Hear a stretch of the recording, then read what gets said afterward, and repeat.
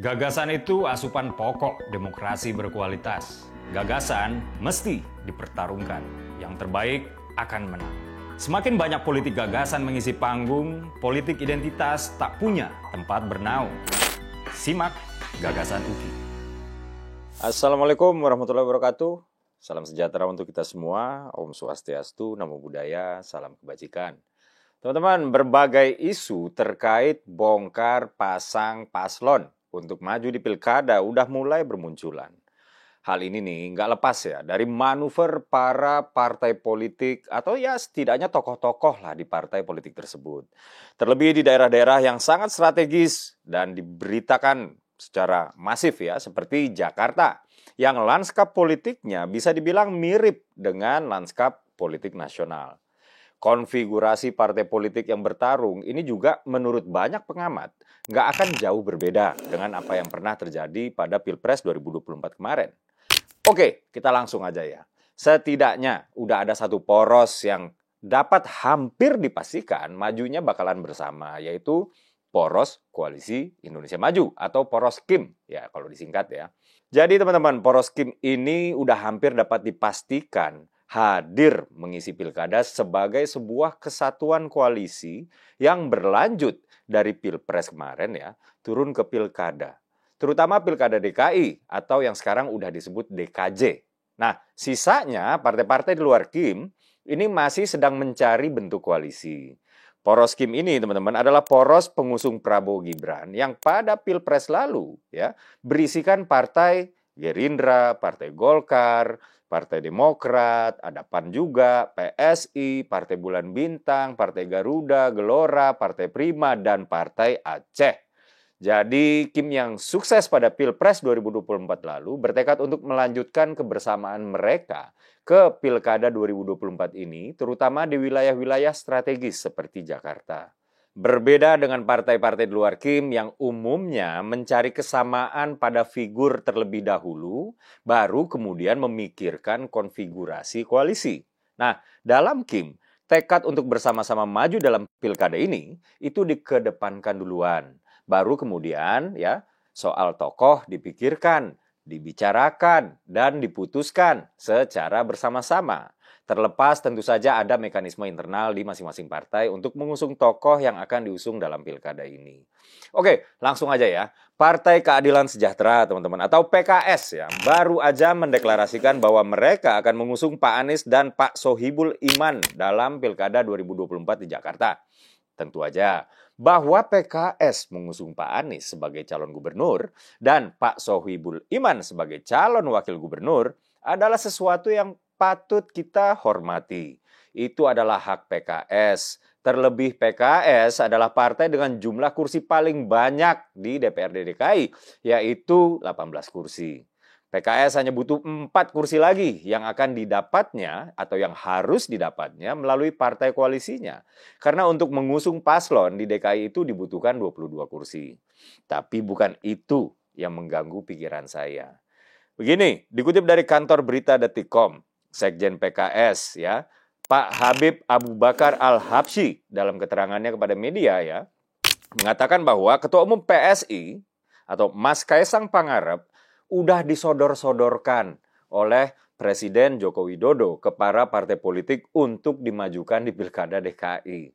Hal ini diungkapkan oleh Habib Abu Bakar yang awalnya percakapannya itu tentang keyakinannya bahwa Pak Jokowi bakal cawe-cawe dalam Pilgub Jakarta. Jadi Habib Abu ya kemudian membahas, wah Mas Kaisang Pangarep yang belakangan ramai akan maju di Pilkada Jakarta. Beliau sudah mengaku mengetahui Pak Jokowi udah nyodorin nama Kaisang untuk Pilkada Jakarta dan lain-lain lah. Jadi persisnya begini, Pak Habib ini bilang sudah menyodorkan, kita lihat saja. Katanya sih begitu ya, kata Habib Abu. Nah, Kaisang Pangarep yang biasanya kalau menjawab pertanyaan wartawan itu sering banget bercanda ya. Beliau merespon pernyataan Habib Abu dengan sangat serius. Dikutip dari kantor berita Detikcom, Mas Kaisang menegaskan jika Pak Jokowi nggak pernah menawarkan namanya kepada partai-partai. Kata Mas Kaisang, Pak Sekjen PKS nggak bicara sesuai fakta. Pak Jokowi tidak pernah menawarkan nama saya ke partai-partai. Silakan cek atau sebut saja partai mana yang pernah ditawari Pak Jokowi. Cara-cara seperti itu nggak baik dan ini merupakan kebohongan pada publik, kata Mas Kaisang ya Kamis kemarin. Nah, justru terbalik teman-teman, banyak justru ya partai yang menyodor-nyodorkan nama jagoannya untuk maju bersama Mas Kaisang atau setidaknya dijagokan oleh PSI. Hal ini juga sempat dilontarkan oleh Mas Kaisang ya. Beliau bilang PSI kan punya kursi di Jakarta, lumayan ada 8 kursi. Banyak juga kok partai yang menyodor-nyodorkan jagoannya agar diusung atau didukung PSI. Pernyataan Sekjen PKS mungkin hendak menutup pintu koalisi dengan PSI. Ya nggak apa-apa juga, kata Mas Kaisang ya. Jadi teman-teman, saya adalah pengurus DPP PSI. Saya bersaksi bahwa banyak WA dan telepon masuk dari orang-orang yang ingin dihubungkan dengan Mas Kaisang untuk dijagokan oleh PSI untuk maju pilkada atau mendampingi Mas Kaisang itu sendiri.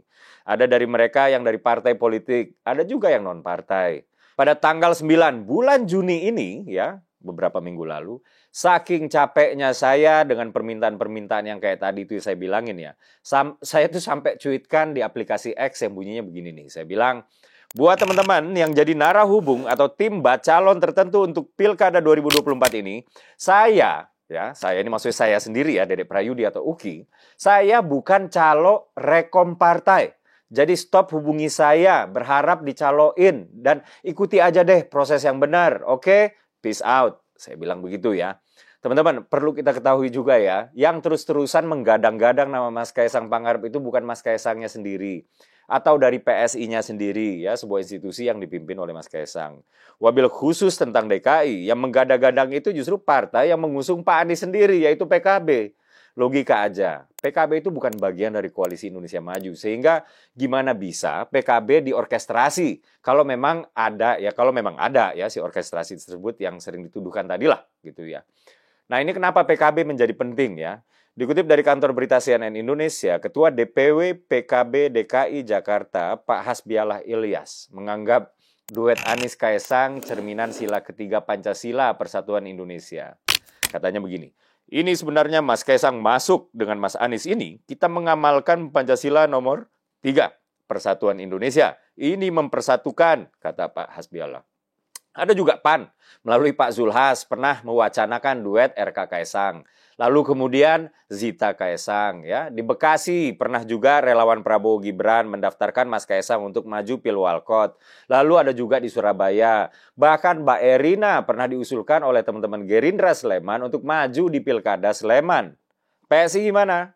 Udah berkali-kali saya sampaikan melalui banyak sekali media, baik itu TV nasional maupun podcast ya, bahwa Mas Kaisang belum pernah dibahas untuk maju pilkada di dalam forum resmi maupun nggak resminya PSI.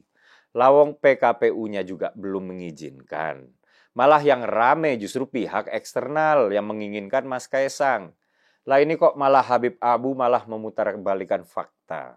Kan nggak baik. Seolah Presiden Jokowi itu lagi mengemis-ngemis kepada partai politik untuk mencalonkan Mas Kaisang. Saya paham kok ya, tadi balik lagi kenapa PKB itu penting ya. PKS cuma pengen nutup pintu koalisi PKB dengan PSI. Karena PKS udah ngebet banget, kadernya harus jadi cawagup. Sesuatu yang nggak disambut baik sama PKB. Sementara PKB DKI maunya Mas Pras ya, Mas Pras PDIP atau Mas Kaisang dari PSI. Jadi silakan PKS mengusung kader sendiri. Toh PSI juga belum tentukan sikap sampai bulan Agustus nanti. Tapi ngapain sih senggol-senggol ketum PSI pakai bohong dan fitnah gitu? Segala bawa-bawa presiden segala. Jahat itu. Katanya partai Islam kok fitnah. Akhir kata mengutip seorang sosiolog asal Amerika Serikat, The Shane Stokes ya, katanya begini, when you're dealing with frauds and liars, listen more to what they don't say than what they do. Saat Anda berhadapan dengan penipu dan pembohong, dengarkan lebih banyak apa yang tidak mereka katakan daripada apa yang mereka katakan. Saya Dedek Prayudi, wassalamualaikum warahmatullahi wabarakatuh.